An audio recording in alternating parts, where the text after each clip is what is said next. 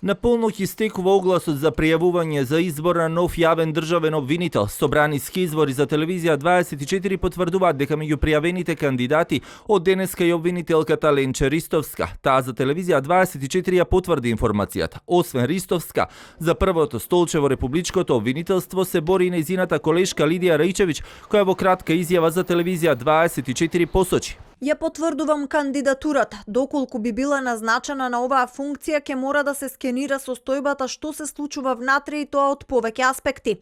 Какви предмети се затечени, каква е нивната позадина, од каде се и зошто не се завршени доколку има такви кои подолго траат.